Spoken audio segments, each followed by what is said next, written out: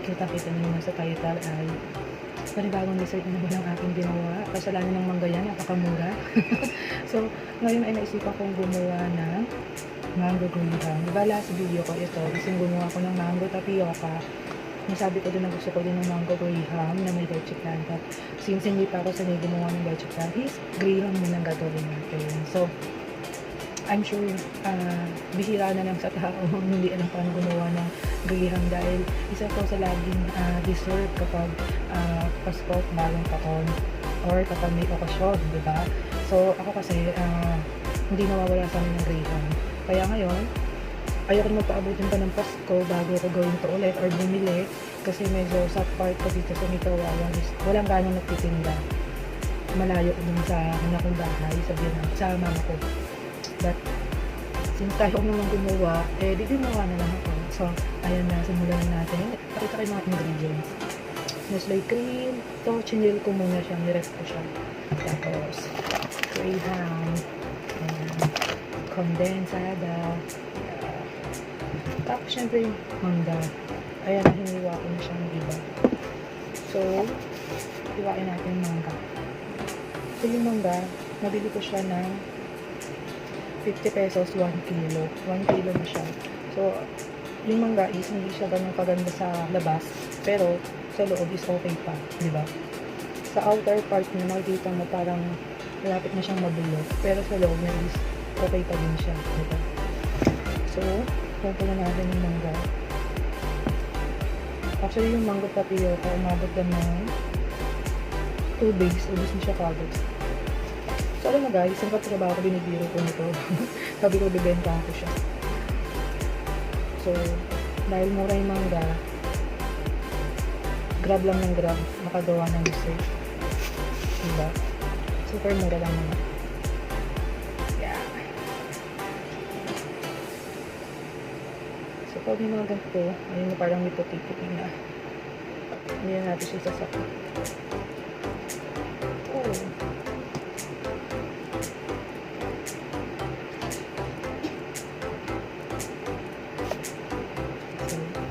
Dami na guys. Pause muna natin ito. Tapusin ko ito. Ayan. Kasi medyo madami pa siya. Ayan po. Sa ganito pa yung bago namin. So wait a moment. So ayan. Last one. So syempre pati yung motor, diba? Lahat.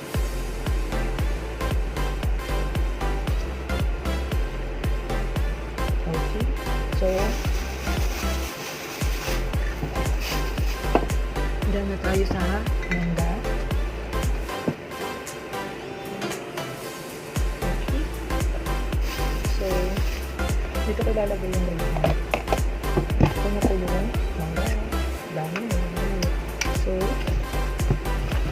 let's proceed muna sa ating ano bang tawag dito? Sauce. Filling.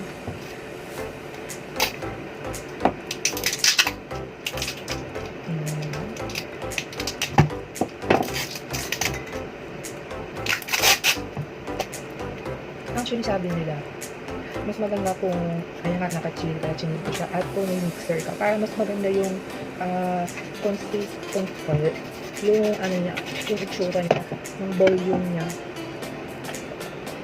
Oh my God! Dahil na po sa nirep ko siya, kaya ganyan, nag-yellow. Na-overfrozen ko sa ata.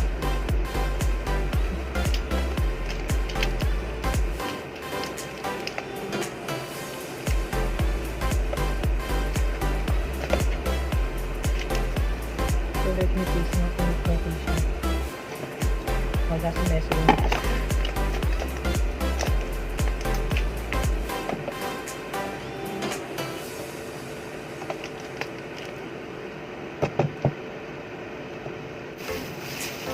Tingnan daw ang itsura niya. Siguro kasi tinlaser ko siya, kaya yun. I don't know. What's the hell?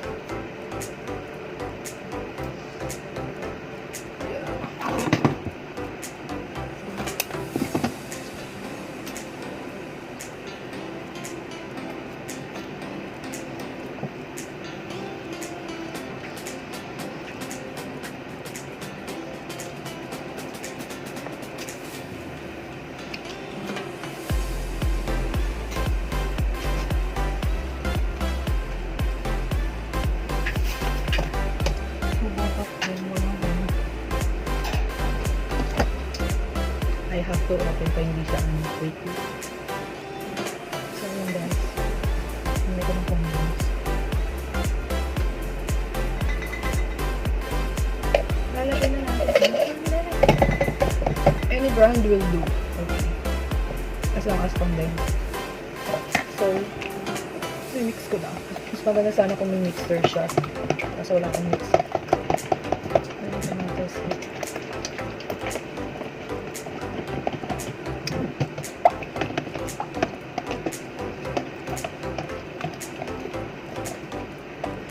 Let's bring the big one next.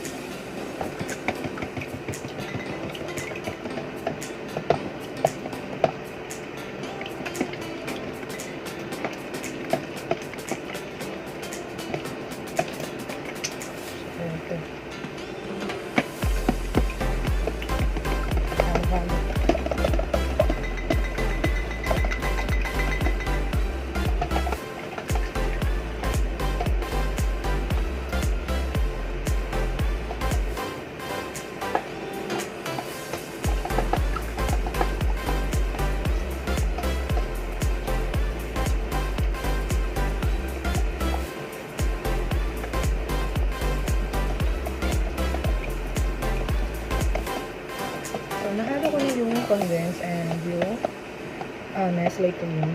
Mas maganda may mixer kasi wala akong mixer. Gusto ko sana ma-achieve yung parang foamy. Siguro next time. Pag nabili ko na yung mixer. Naka-add to cart pa lang siya. Hindi ko pa siya na-check out. So, hindi ko siya ma-beat ng maayos kasi tumatalisik yung, yung sabaw.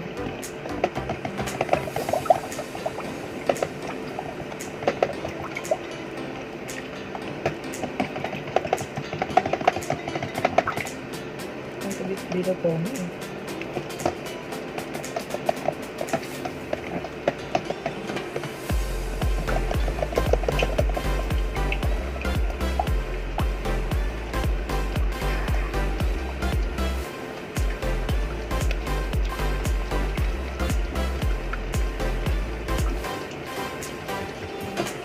Try natin kung kaya dito. Hindi na pangalay.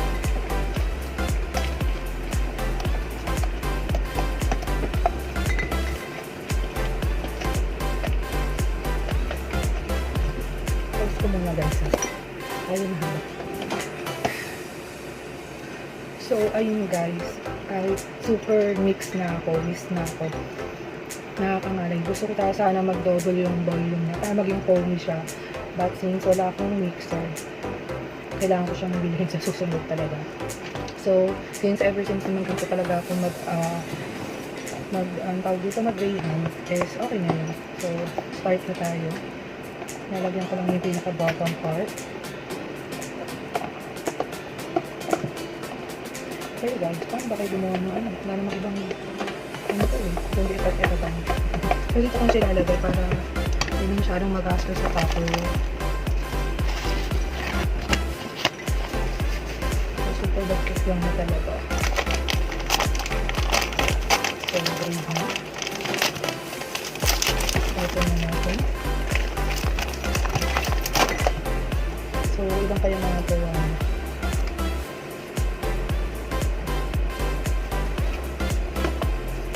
Ano pa siya?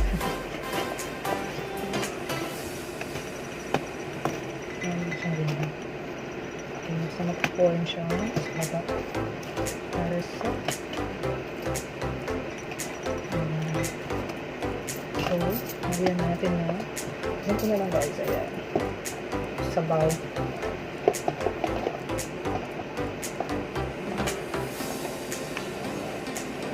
So, ayan.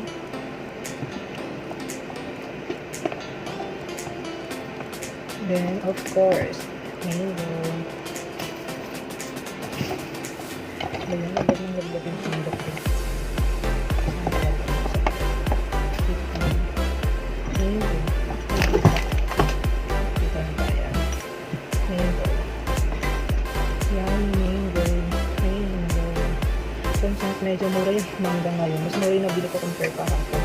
Pinabot ata ng 6 pieces 50 pesos. Pares na pala, kasi yung 30 pesos na yun.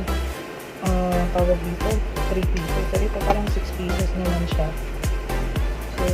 Ayan natin yung gulay. So, yummy.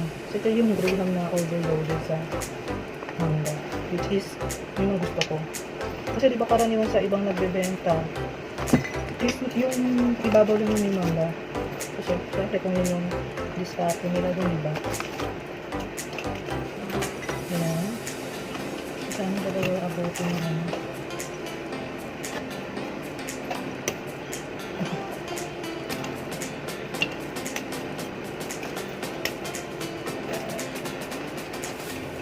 So, durog-durog na lang natin. Ay, napasok na sa ganyan.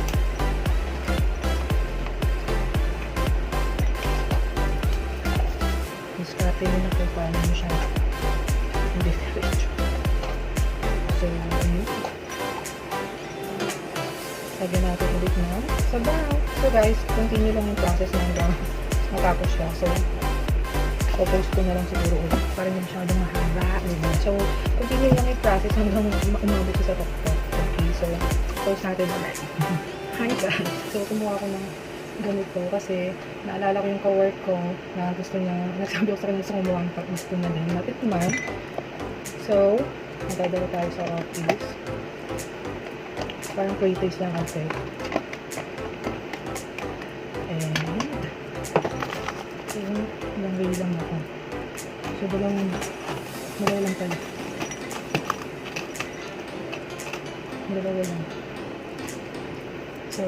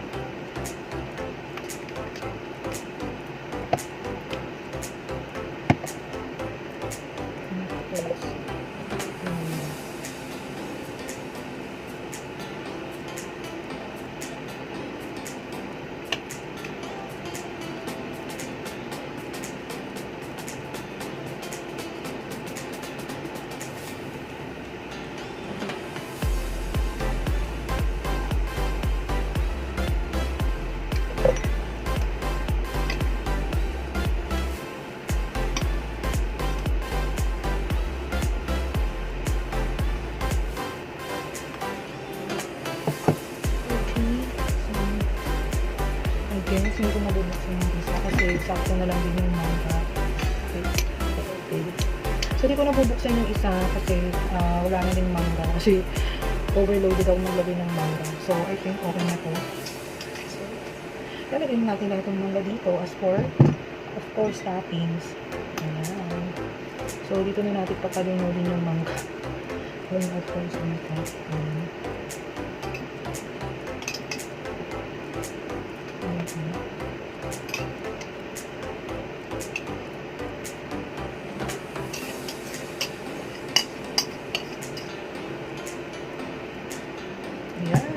So, may natira tayong biscuit dito. Ika-crush natin parang toppings lang. Pampa-ice lang.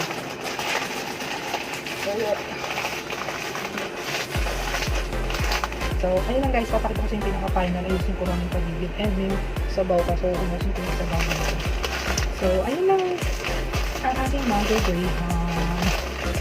So, pinaka-crush ko na siya. Wait. Guys, this is the final product.